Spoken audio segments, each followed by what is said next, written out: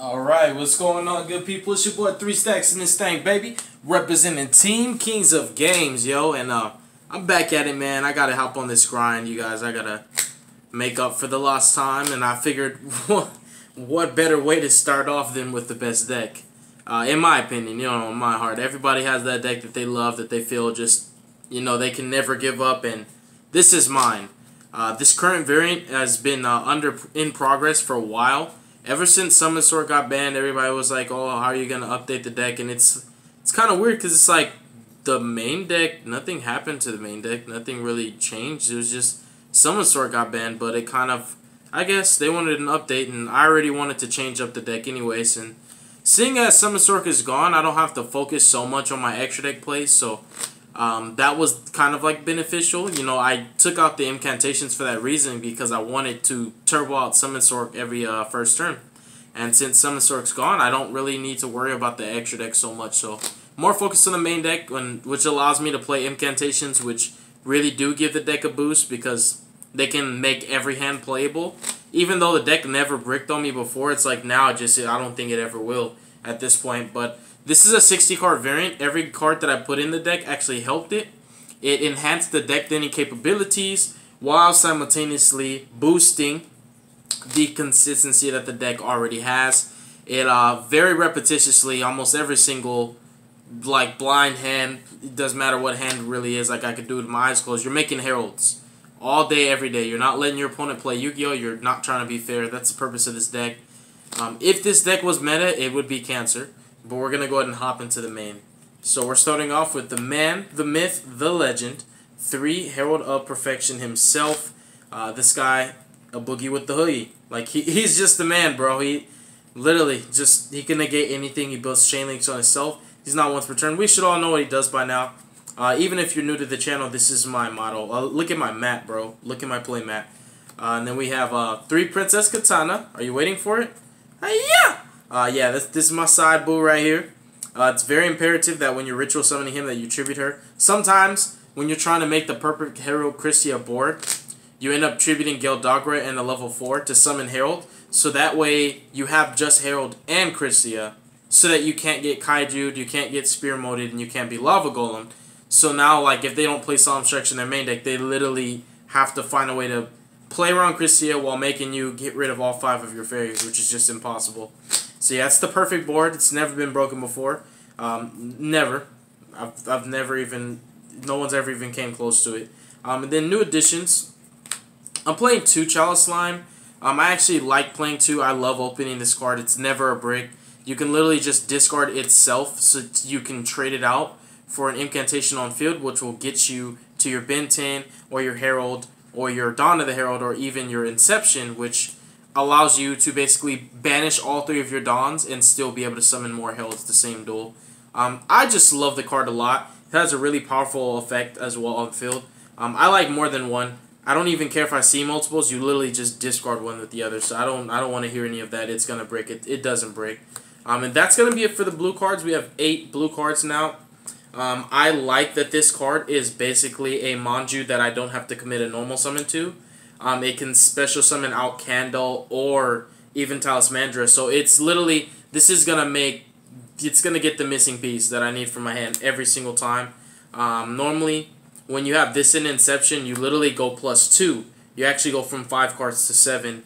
And then you pre-prep, you go 7 to 8. You Pot of Desires, you go from 8 to 9. And you do your Stick Chair combo, and you go from 9 to 10. So you end up going +5. And that's excluding what you commit to your field. So the deck actually, if you guys remember Full Power Spirals, the deck Spirals tried to do what this deck was already able to do. It's like the original +9. That's what Herald is. And then we have the God card, 3 Geldagras. Geldagra is substantially amazing in this deck. Honestly, life points don't matter. I try to tell this to people, and just, I get it. People are skeptical. That's fine. Totally fine. Nobody's telling you how to play your deck, and nobody's going to tell me how to play mine. I love this card a lot. I have won duels literally with 500 life points. I have won duels with 200 life points. I have won duels with 1 life point. 1. Just 1. It doesn't matter, bro. It really doesn't. I've paid 6,000 and then paid another 1,000 and then paid half of that, which reduced it to 5. I win. You know, this deck is really strong. It's really powerful going second too. Ask my boy Q what I did to his Crusader Guard Dragon board. Ask him. Okay, I played through a Gamma Seal, which seemed nearly impossible, and I played through the Dawn Dragster and the Heretic Seal, which got out the Amorphage thing that locked me out my extra deck. I played through all of that. How? Dude, this deck can really be strong. I know some people think it's not good going second, but also I feel like those people don't even play this deck, so they really don't even know if it's good going second. They're just speculating. But 3 Gale Dogras, it also helps you going second, because you can just send 2 and then pop 2 cards, which outs. There can only be 1s, it outs anti-spells, it just outs floodgates, it baits negations. You don't always need your normal summon, especially with the incantations being incredible extenders for this deck. The normal summon now can actually be thrown away, which is really good. The extra deck doesn't matter, so you know the Amorphage thing with the spear, it doesn't matter. The Manjus, my handy manis, these cards are just incredible. Now, don't get me wrong, I like this better than Manju because I don't have to sacrifice my normal summon, but at the same time, it's Manju, you know. It's a good fairy in hand also. That's the other beautiful thing about your normal summons that are not Gale Dagra. Any normal summons are always going to be ammunition. So I hear this really, really annoying phrase that kind of just, people keep telling me, you need to cut down your normal summons, you're playing too many normal summons. I'm like, bro, you don't understand. I play the best normal summons, I need to see at least one of them. And if I see multiples, what are they? Fairies. You just discard them to negate. So it never conflicts. Never in the vast amount of time, I've been, what, 9, going on 10 years that I've been playing this deck, have I ever had a problem with normal summons. Even when I played 3 Sonic Bird, 3 Manju, and 3 Sinju, I still didn't have a problem with normal summons. So I don't know what people are talking about. But 3 Scepters. We also have the 3 Sovereignties, which is one of the best ways that this deck can go second whenever you have Stick Chair. It is the nuts. It's a really strong combo. It allows you to play through a lot. Normally when you're going second, what people need to realize is as long as you can establish Herald, you can break almost any board, excluding a board with counter traps. But if there are no counter traps, you can break practically any board. Herald is your Called by the Grave, your Unending Nightmare, your Effect Veiler. It's everything that you need it to be and more. And when you're breaking boards, whenever you're able to get Herald out, you can break the board knowing that it will happen, because anything that would interfere with the Stick Chair combo, it can be prevented by Herald. And you just have to get them on field. So if your opponent has a lot of monster negations, but they only have a few spell or trap negations, it's very easy to push through that. I've pushed through it multiple times, where I've pushed through, for example, Dawn Dragster, Endymion. You know, I've played through Dawn Dragster and Endymion and then established Herald and went to my Stick Chair combo. And what ended up happening was Borosword and Herald, which was just nuts. And now for the incantations. I guess I should, no, those fairies are all 1-up, so I'll display the 1-up fairies last, but these are important. Scepter, Manju, and Gale Dagra are the normal summons. Sometimes I search out Powered Angel Valkyria and normal summon her because she's really strong. But for the incantations, Pensaplume is the man. He's the best one. Personally, I like him. He's more live because I actually, not only do I play 8 blue cards, but I play a vast myriad of different cards that get me access to my blue cards. So you're more prone to have a ritual monster than you are to have a ritual spell. That's why Pensaplume is like the best card, because he can get you anything you need him to get you. He can get you Talismandra or Candle or even Bookstone. I really just want to play 3 of him and just cut Bookstone, but Bookstone has its applications. I also have 2 copies of Talismandra and 2 copies of Candle and the 1 Bookstone. Before, I didn't really like the incantations. It never was a, oh, they break. Like, it's, please. They don't break, bro. They actually unbreak you if you do break. It was a, I want my extra deck kind of thing, and I liked my extra deck, but now it's Herald Christia Beatdown. It's more extra deck, it's more main deck focused. A lot of the times when you can't do the flex play with Gale Dagra because you need to make Phoenix or a Link 2 to do the combo where you go into Herald Christia, you could just search out your Christia and then tribute the 2 incantations to normal summon your Christia, which I do a lot. So your normal summon goes to so many different things. It's really nice to have the options. And then the 1 Valkyria. Valkyria is going to get you 3 negations by herself in addition to whatever you have. So if you have Herald and you have 3 fairies, you have actually 6 negates because one fairy will it will trigger her effect, and she will actually grab you Eva, and Eva will grab you 2 more. So what you've generated is 3 negates off of 1. I actually figured out that, and I mentioned in my other Herald profile where I felt like I actually figured out a way to break this deck even more, was you can have a hand with 3 fairies and it'll still be 6 negates. So your hand size is no longer the limitation to how many negates you have. You can actually have 9 negates. I had it at Houston Regionals. I had a setup like that where I actually, no exaggeration, had 6 fairies in my hand and a Valkyria on my field and searched in Eva and didn't even get a chance to use Eva, but could have searched out 2 more, which means I could have negated 9 cards out of my opponent's 6-card hand. Yeah, they weren't playing at all. We have Eva, we have Egg, and we also have Petite, which these are the best targets for Eva because they give you a cumulative value, which it might seem incremental, but capitalizing off of it when you've discarded so much and exhausted so many resources, the benefit of them coming back off of Ritual Sanctuary allows you to generate more advantage when you're on your low resource games, which helps you in the grinds that never really come up. But when you're playing Sky Strikers, that's the deck that you're going to grind against the most because almost every card in their hand is playable, and they typically play threatening cards that you kind of need to negate, like the Widows and the Afterburners particularly. Whenever they go after the field spell with Twin Twister, I normally let it go because that's 2 cards that they don't have anymore. But anything that threatens Herald or Christia, I have to negate because I can't let them play. For the spells now, we have 3 Las Vegas. It's the best spell in the game of Yu-Gi-Oh! It is absolutely hands down, undeniably, in my personal opinion. You know, of course, because people are going to just, you know, get all butthurt about it. But for me, it's the best spell in the game of Yu-Gi-Oh! It's a Monster Reborn on legs, and it also generates you a piece of advantage every turn. You're going to be able to also access your incantations a little bit more effectively because whenever you discard the Inception off of this, it's actually a really cool loop because Inception adds itself from graveyard to hand through its own effect.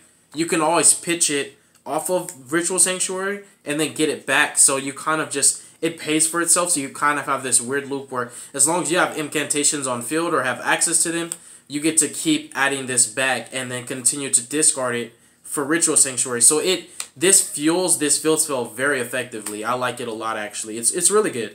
And then we have 3 of the Juice and Berries.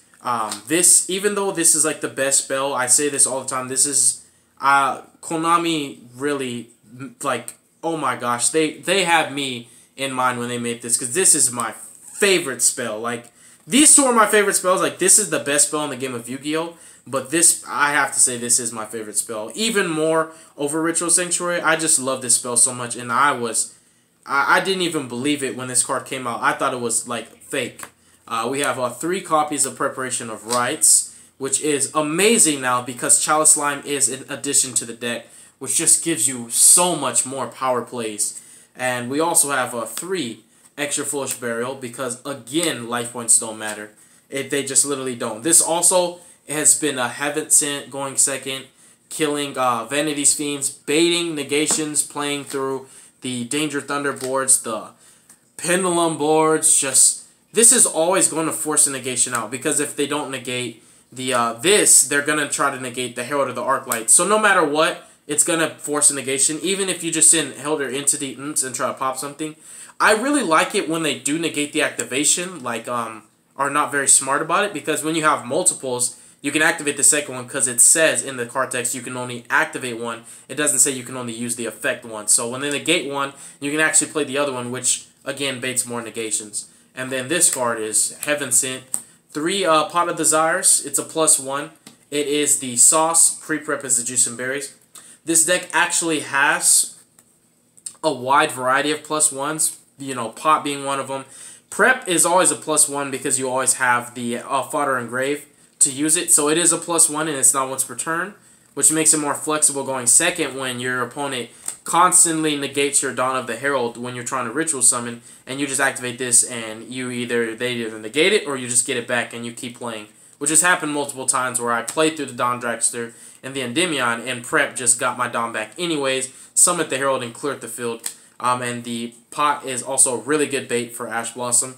so that your pre-prep can go through. But you do have a lot of +1s. You have, you know, just these 9 that I've displayed are nothing compared to all the other +1s that you generate off of Geldogger, off of your stick chairs, off of the Inception play with Child Slime. You get a lot of advantage with this deck. This deck can get out of control very quickly, and it is a really strong deck. I don't care what anybody says. I've proven it. It is a very, very powerful deck. 3 Celestial Observatory.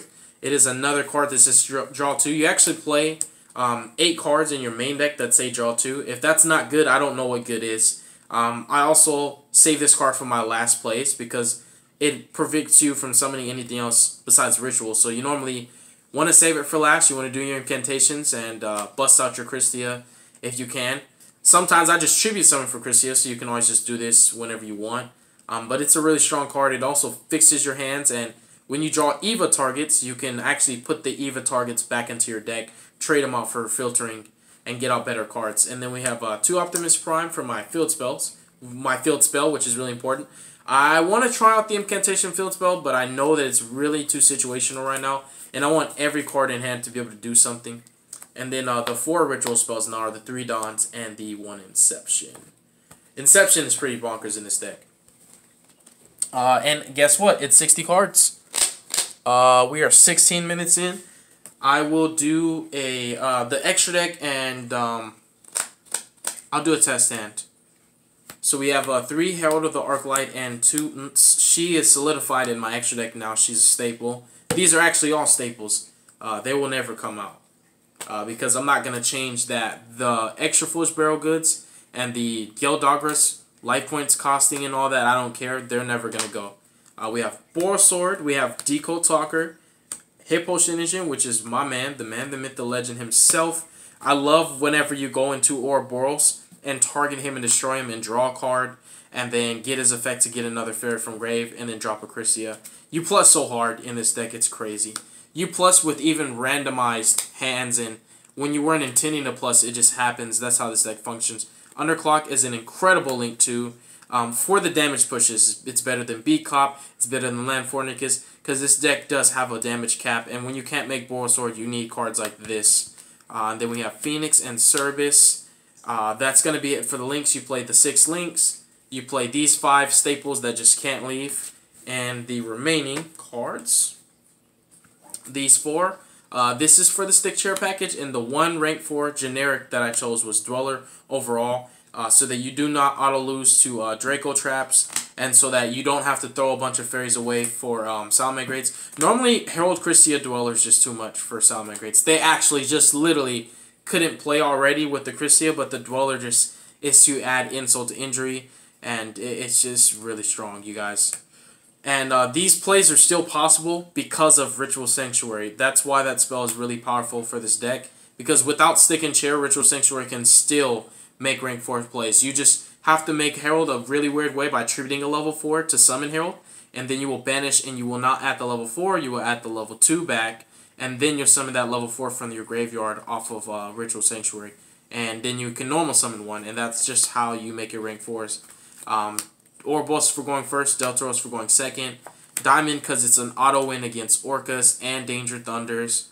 It's really good against Burning Abyss. Sky Strikers struggle with it. Salamagrates just kind of auto-lose.